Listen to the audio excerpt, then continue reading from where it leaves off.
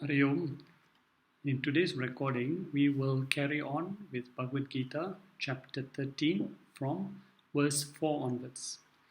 Now, please keep in mind that the title of this chapter is Kshetra and Kshetrajna. Vibhaga. Vibhaga means to know the difference between Kshetra and Kshetrajna. What are these two terms? Basically, the entire creation, everything in this creation is only made out of two components. One is matter, which has many different technical names. So in the scriptures, there are many different terminologies used for matter. You will hear things like Prakriti. In this chapter 13, matter is also called Kshetra, the field. So there are different terms, but you should not get confused. Just whatever terms are used, just understand there is only one component called matter. And the second component in this creation is called consciousness. Again, consciousness has got many technical terms. In chapter 13, the word Kshetrajna, knower of the field, is used for consciousness. There are other terms called Purusha, which also means consciousness. Atma means consciousness. So different technical terms are there, but at the end of the day, just understand that the whole creation is a mixture of matter plus consciousness. Now, since there are two components, even this body is made up of matter and consciousness. Everything in creation is matter and consciousness. What we need to know is what is the difference between matter and consciousness. I'll give you a few differences. Example, matter is inert, it has no life. Consciousness has got life. Matter is subject to change. Consciousness is changeless. So if we look at this body, we can understand body is matter. Mind is matter. Creation, nature is matter because it is constantly changing. And what is it in this body that gives this body life is the consciousness or Atman. So having known the nature of matter and the nature of consciousness, which is what this chapter 13 is going to talk about, the differences in these two, an intelligent spiritual being should then question, am I matter or am I consciousness? Because you can't be both. Since matter is changing and temporary, consciousness is changeless and eternal, you cannot be both. So you have to start questioning yourself, who am I? Am I this temporary, changing, limited body, or am I the eternal, changeless consciousness? This is the objective of this chapter. So with this understanding, which we will now go into verse number 4 of chapter 13 of Bhagavad Gita. So Lord Krishna is glorifying this knowledge, meaning the knowledge of difference between matter and consciousness. And where is this knowledge found? It is given in our scriptures. Okay, so whereas all other knowledge, beside the knowledge from the scriptures, when we get knowledge from all other branches of knowledge like science, mathematics, geography, etc., they do not deal with consciousness. They only deal with matter. So it is only the scriptures that explain to us what is this consciousness principle. So Krishna says, if you want to have a complete knowledge about this creation, then you can only get it from the scriptures, which give you both the nature of matter and the nature of consciousness. So the Lord says He pays tribute to all the great sages who throughout the centuries have been expounding this knowledge about Prakriti and Purusha, or matter and consciousness. So the Lord says here in this verse number 4, this knowledge has been Geetam, has been sung or has been recited. So you'll find that many of the scriptures like the Vedas, Bhagavad Gita, etc., they are composed in a very poetic form. So the Lord says this knowledge has been expressed by Geetam, has been sung or has been recited Bahuda in various ways. In many ways, that means through various means, through various scriptures. Who are the ones who have recited this knowledge about matter and consciousness? The Lord says, Rishihis, Geetam Bahuda Rishi. Rishi here means the great sages. And many sages are mentioned in the Vedas, in the Upanishads, like sage Vashishta, sage Vishwamitra. These are the great sages and saints who have constantly delivered this knowledge about matter and consciousness through various means, using different terminology. And even the Gita itself, the Bhagavad Gita, has got the word Gita in it because the Lord sung it in a very poetic form. So the dialogue between Krishna and Arjuna has been presented in a form of poetry. So this knowledge has been sung by various means, by various sages. And where do we find this knowledge? Because the sages expounded this knowledge to the students, and they memorized this knowledge. And finally, Ved Vyasa came along, collected all these various knowledge, and codified it, partitioned it into the Vedas. So, where is this declaration of the rishis to be found? The Lord says, Vividhe. Vividhe means in different kinds of chandobhi. Chandobhi means Vedic texts. The texts of the Vedas are called chandas because they are put in a poetic form. So, all the Vedic mantras in the Vedas were received as divine revelations from the Lord. The Lord revealed this extremely supreme knowledge to selected sages who in turn repeated it or recited it to their disciples, who in turn memorized it, and Ved Vyasa came, collected these various sayings and codified it into the Vedas. So Lord says the words of the sages are all contained in the Vedic texts. So the Vedas are the most ancient source of this knowledge. And not only the Vedas talk about this, so Lord says cha eva. Cha eva means but also the same knowledge can be found in padhe. Padhe means any text or literature. And there are specific texts because here the Lord mentions sutras or aphorisms called Brahman. Aphorisms about Brahman. So there are many texts that concentrate. Aphorisms means a short, concise text that reveals a great truth. And these Brahma Sutras, there are many sutras which deal specifically with Brahman. Brahman means the absolute reality. One of the most famous sutras about Brahman itself is called Brahma Sutra, which is about 550 verses and written by the great sage Vyasa. But like that, there are also many other texts which are called sutras, which deal exclusively with Brahman also. So these texts, they don't talk about worldly goals or how to find pleasures in the world or in how to get to heaven and enjoy pleasures. They talk about how to merge with that supreme reality. So they don't talk about rituals and prayers and things like that. They deal directly with the knowledge of how to attain Brahman. So the Lord says it's knowledge about Brahman or what we call consciousness is found in the Vedic texts and also other texts that deal exclusively with Brahman. And how is this knowledge presented? Is it very complicating? Is it very complex? No, the Lord says this knowledge is presented prathak. Prathak means the instructions given in the scriptures are very clear, they're very distinct, given in great detail.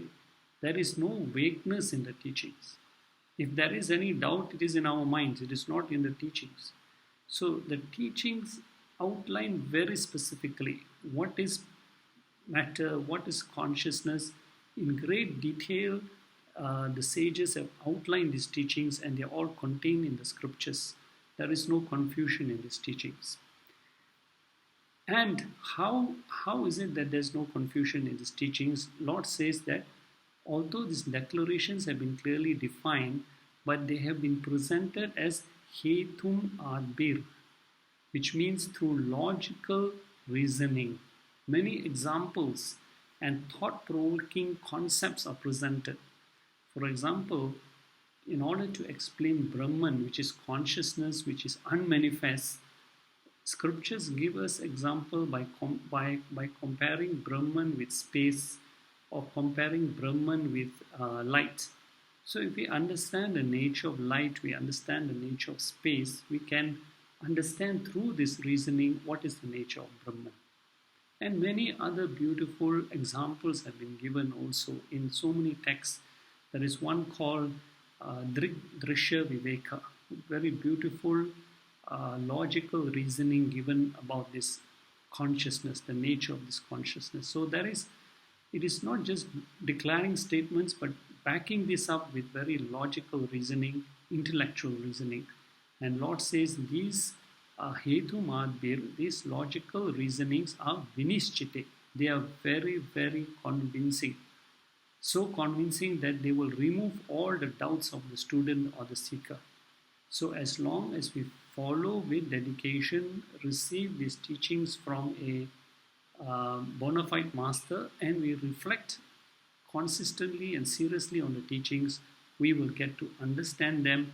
And not only will we get to understand the nature of consciousness, we will also end up experiencing what is this consciousness. And the person who has understood and experienced himself as the consciousness, one of the descriptions given was Tita Prajna. Krishna described the nature of this person, this Tita Prajna, in the closing 18 verses of chapter 2. This is the person who's gone through the study of the scriptures under the guidance of a guru and has come to experience that Aham Brahma Asmi, Aham Atma Asmi. I am the consciousness. So the Lord says these profound words are to be studied and deeply reflected upon. So now from verse number 5, in verse number 5, Krishna will speak about first the nature of matter. So first he talks about Kshetram or matter or Prakriti, whatever you want to call it, it's just matter. So first of all in verses 5 and 6, Krishna will speak about matter. And he says matter is always changing, but we must understand that matter, although it is changing, it is never totally destroyed. So matter can never be totally destroyed.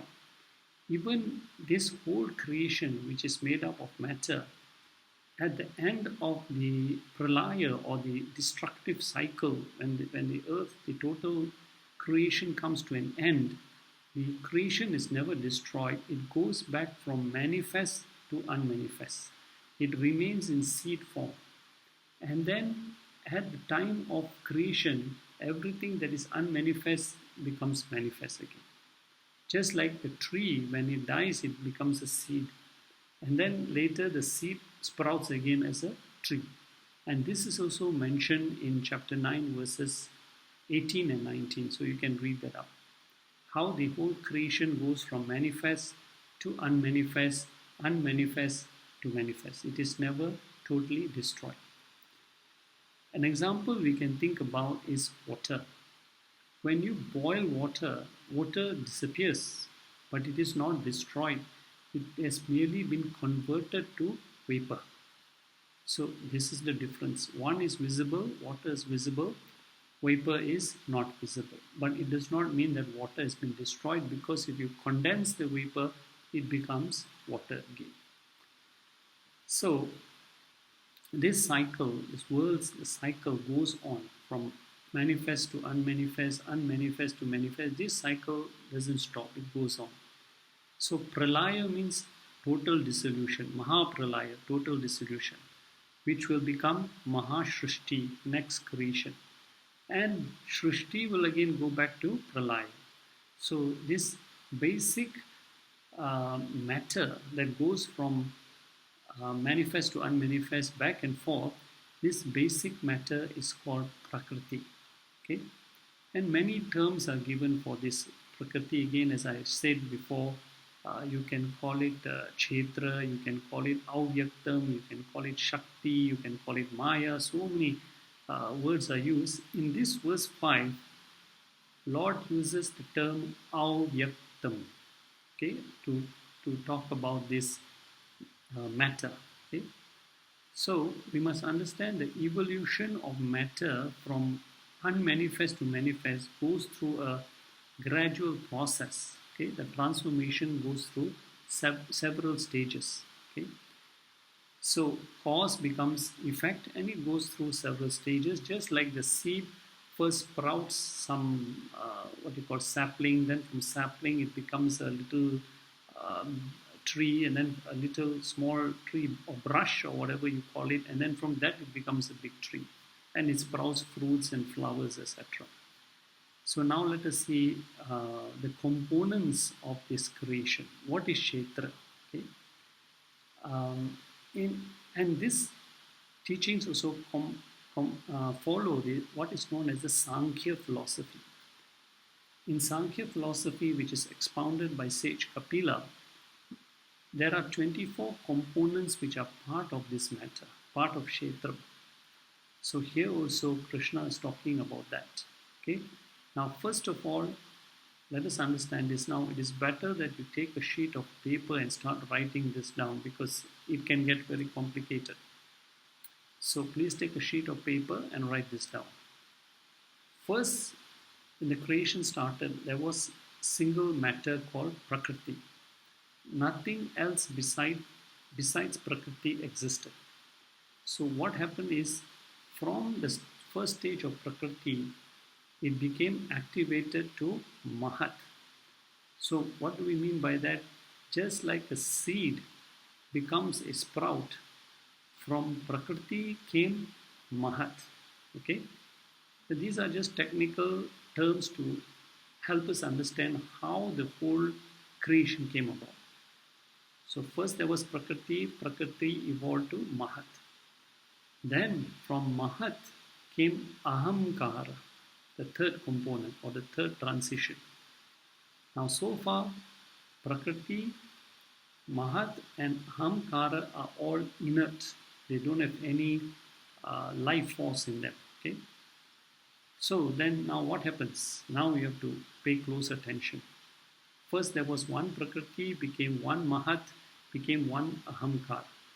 Now from Ahamkara is split into three different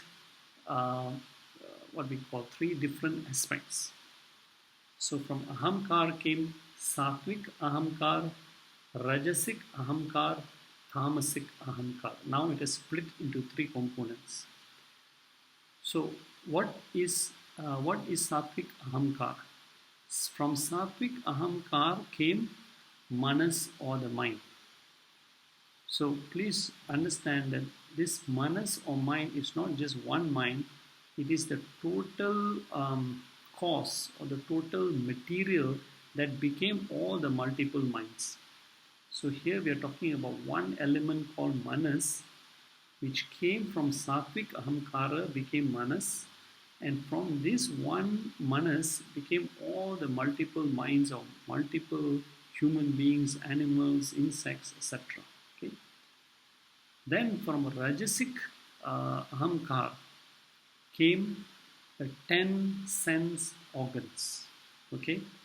Now what are the 10 sense organs which came from Rajasic Ahamkar? 5 are called organs of knowledge, all known as Jnana Indriyas. What are they? Eyes, ears, nose, tongue, skin.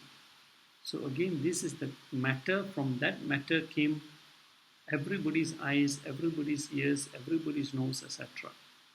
So 5 sense organs which are known as Jnana Indriyas plus 5 organs of action, that is hands, feet, vocal cords, organ of excretion, organ of reproduction. These are known as Karmendriyas. So that is total of 10, which came from where? Rajasic Ahamkars. And all this also is mentioned so beautifully in a text written by Adi Shankaracharya. If you want to read more further on this, is that the text is called Tattva Bodha. Okay, and then from Tamasic Ahamkar now came Dasa Bhutani. Dasa means 10, Bhutani means elements. So these elements also, 5 are subtle, 5 are gross. Okay. So what are the 5 subtle and gross elements we will see. So now let us total up everything. So there is 1 manas, 1 mind, 10 sense organs, 10 elements become 21. Okay. So to this 21 we add Prakriti, 1 Mahat, 1 Ahamkar. To this 21 you add the 3, you get 24 components. All these 24 components are part of Kshetram or matter. And all these 24 are subject to change. One becomes the cause, the other becomes the effect. That becomes the cause, another becomes the effect. So now Kshetra has been described. Where is Kshetrajna? Kshetrajna is beyond this cause and effect. It is not part and parcel of this cause and effect. Okay? And where is this Kshetrajna? The Kshetrajna is consciousness, which is the observer or the Sakshi or the witness of everything in this creation. Okay? So at this point, let us understand that. Now, with this understanding, if you've written the notes of the 24 components, now you can match them up with the teachings of Krishna in verse number 5. You will see then the same 24 components are mentioned, some using different terms, okay, but they mean the same as the Samkhya philosophy. So let us look at the terms that Krishna has used in verse number 5. The first component of Kshetra he talks about is Avyaktam, which is found in the second line of the Sanskrit text. Avyaktam refers to that Prakriti, that one Prakriti or matter that existed right at the beginning of creation. Okay? The whole origin of the whole creation. Second, and don't forget another thing is, in chapter 14 it will be also explained that this Prakriti contains the 3 gunas also. Second component that the Lord describes is called Buddhi or intellect. Okay? Third component is Ahamkar. So Ahamkar does not refer to the individual ego, but Ahamkar refers to the total ego. So everybody's ego has come from this one total Ahamkar. Okay? And then the next component that the Lord talks about here is called Ekam. Ekam means the mind or manas, okay, which came from the sattvic aspect of Ahamkar. So from Ahamkar came Ekam, which refers to manas. Next is Indriyani Dasa. Dasa means 10, Indriyani means senses, which I explained to you earlier, are the 5 Karmendriyas and 5 Jnanendriyas. Next description given there of matter is Mahabhutani. Maha means great, Bhutani means elements. Again, these are the 5 elements which represent the 5 subtle elements. What are the 5 subtle elements? Space, air, fire, water, earth. So then these 5 elements which are subtle became gross. What are the gross forms of these elements are described in this verse 5 as Pancha Indriya Gochara. Pancha, 5 Indriya senses, Gochara, objects. And these are in the form of touch, sound, form, taste and smell. So, example, from space came sound, from air came touch, from fire came form, from water came, uh, no, from earth came smell, and from water came uh, sound, taste. From water came taste. So each of the five subtle elements led to five gross elements. So now you total up all this which are given in verse 5. You will find again 24 components. So what all is 24 components? These are kshetra or matter. Okay. Now let us look at verse number 6. Verse number 6, where Krishna goes on to describe more about matter. Okay. And here basically Krishna is emphasizing more about the nature or the attributes of the mind. Why? Because that is the most important powerful weapon that we have, which can lead to our bondage or can lead to our liberation. So if we understand the nature of the mind, then we can understand how to control it. If not, it will lead us to repeated bondages. In the Amrita Bindu Upanishad, verse number 1, it is written, Mana eva manushanam karanam bandham cha mokshaya. Mana eva, mind is verily karanam, the cause, manushanam, of human beings, bandham, bondage, or the very same mind is the cause of mokshayo, of liberation. Depending how we use this mind, it can create bondage or it can create liberation also. So these are the emotions that Lord is talking about that belong mainly to the mind, which is part of Kshetram also. Okay. So first is Ichha, which is desire or attachment, because the mind constantly throws up this hankering. Will I get this? How do I get this? Will this become mine? How do I hold on to this? There's always that Ichha, that kind of desire, which is always a quality of the mind, okay, to make you to desire things. Next quality of the mind is, and all these are subject to change, okay, dvesha. Dvesha means hatred or aversion. It is a modification of desire.